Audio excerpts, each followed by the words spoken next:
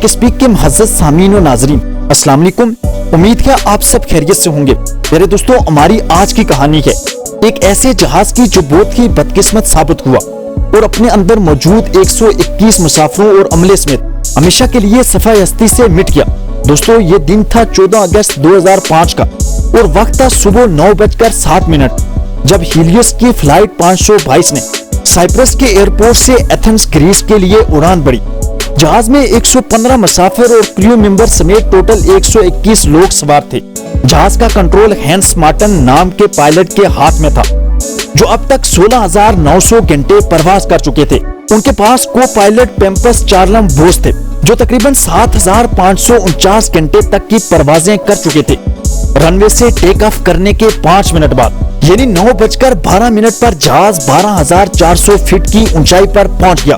اس اونچائی پر اچانک کاکپٹ میں ایک اعلان بجنے لگا۔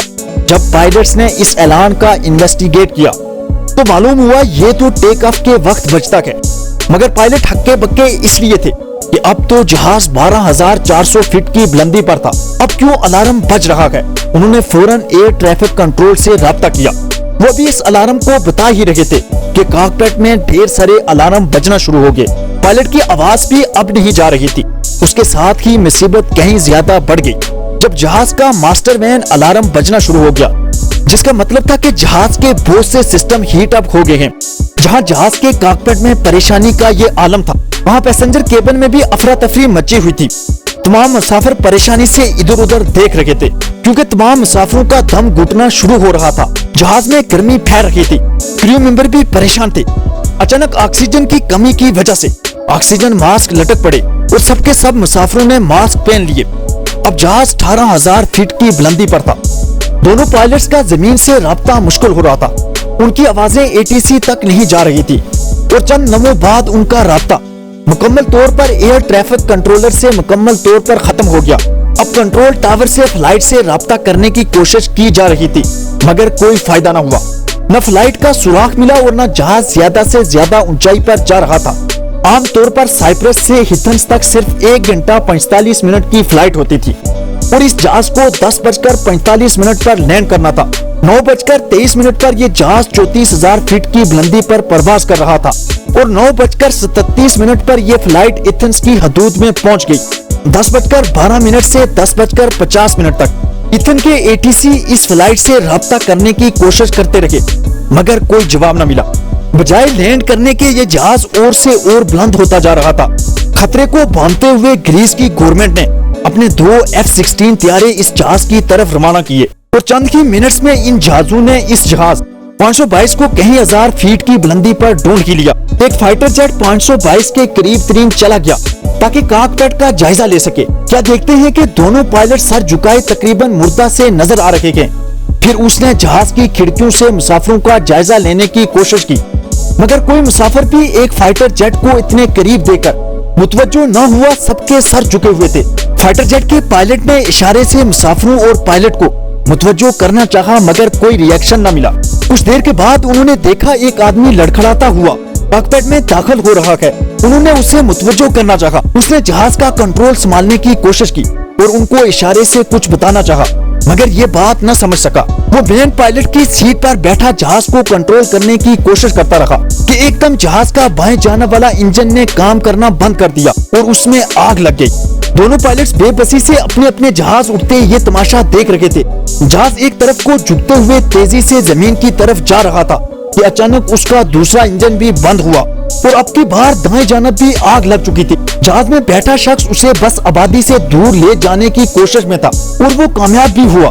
جہاز آبادی سے کافی دور ہوتا ہوا جا کر خالی زمینوں میں جانے لگا اور ٹھیک 12:04 پر ایتھن سے تقریباً 40 کلومیٹر دور یہ جہاز پہاڑوں میں گر کر کریش ہو گیا۔ اس کہانی کے آگے بڑھنے سے پہلے اگر آپ نے ابھی تک یہ ہماری ویڈیو لائک نہیں کی تو کر دیں۔ نیو آنے والے ناظرین AK اسپیک کو سبسکرائب کر دیں اور بیل آئیکن پر ضرور کلک کریں۔ یہ آپ کا ہمارے لیے سب سے بہترین تحفہ ہوگا۔ اور جہاز میں موجود 121 لوگ مارے گئے، کوئی ایک بھی حقیقت بتانے کو زندہ نہ بچا۔ آپ ذرا ان فائٹر جیٹس کے پائلٹ کی حالت کا اندازہ لگائیں جن کے سامنے یہ جہاز تباہ ہو گیا مگر وہ کچھ نہ کر سکے۔ وہ صرف تماشا دیکھ تو سکتے تھے مگر اتنے لوگوں کے لیے وہ کچھ نہ کر سکتے تھے۔ یہ دکھ انتہا سے زیادہ تھا۔ फ्लाइट 522 के क्रैश की खबर फैल गई और मरने वालों के वर्षा तड़पने लगे। रेस्क्यू ऑपरेशन स्टार्ट हो गया और जब उन 121 लोगों का पोस्टमार्टम किया गया तो ये होलनाक इंकशाफ हुआ कि जहाज के पायलट समेत तमाम मुसाफिर जहाज क्रैश होने से 1 घंटा पहले ही मर चुके थे, सिवाय एक आदमी के जो बाद में जाकर कॉकपिट में बैठा था। अब बड़ा सवाल ये था कि बैठे बैठे तमाम लोग कैसे मर गए, और जब सब मर गए तो 2 घंटों तक ये जहाज कैसे उड़ता रहा। अब उस शख्स की बात करते हैं जिसने फाइटर जेट के उड़ने के बाद जहाज कंट्रोल करने की कोशिश की। ये फ्लाइट अटेंडेंट एंड्रियास थे जो एटीसी को मेडे मेडे का काशन भी देते रहे, मगर वो पायलट न थे। उन्होंने फ्लाइट उड़ाने की स्टार्टिंग ट्रेनिंग ली ही थी कि फ्लाइट गिर गई, इसलिए वो इतने बड़े जहाज को न संभाल सकते थे। हाँ, वो उसे आबादी से दूर जरूर ले गए ताकि जमीनी आबादी बच सके, और ऐसे ही हुआ। जब क्रैश की वजह जानने की कोशिश की गई तो पता चला कि जहाज क्रैश तो इंजन फेलियर की वजह से हुआ, मगर मुसाफिर बैठे बैठे कैसे मर गए। तभी एक ऑफिसर की नजर एक बटन पर गई तो सारी कहानी समझ आ गई। असल में फ्लाइट से 1 दिन पहले सफाई के दौरान अमले के किसी आदमी से गलती से वो बटन मैनुअल मोड हो गया था, और ये बटन था जहाज के अंदर ऑक्सीजन मुहैया करने का, जो कि मैनुअल मोड में था। इसलिए जब बुलंदी पर जाकर ऑक्सीजन खत्म हुई तो तमाम अलार्म बजने लगे, और बदकिस्मती से दोनों पायलट्स की नजर इस पर न पड़ सकी, और ऑक्सीजन मास्क पहनने के बावजूद तमाम मुसाफिर मर गए, क्योंकि मास्क सिर्फ 12 मिनट तक ऑक्सीजन फराहम कर सकते थे। एंड्रियास के होश में आने तक जहाज ऑटोमेटिक मोड पर था। एंड्रियास कोबा ड्राइवर भी थे, इसलिए सबके मरने के बाद भी वो इंतहाई कम ऑक्सीजन पर जिंदा रहे। उन्हें सांस रोकने की महारत भी थी। अफसोस कि वो भी कामयाब ना हो सके, और तमाम के तमाम 121 मुसाफिर मर गए, और वजह सिर्फ एक बटन था जो ऑटो मोड के बजाय मैनुअल कर दिया गया, और पायलट को पता न चलने की वजह से तमाम लोग जान से गए। सामीन, बाज औकात एक छोटी सी गलती बड़ी तबाही का सबब बन जाती है। आपका पूरा ध्यान आपको तबाही से बचा सकता है। कमेंट सेक्शन में ये जरूर बताइएगा आपको ये हमारी कहानी कैसी लगी। आखिर तक हमारा साथ देने का बहुत शुक्रिया। खुश रहें और खुशियां बांटें, यही इस आर्जी जिंदगी का हुस्न है। शुक्रिया।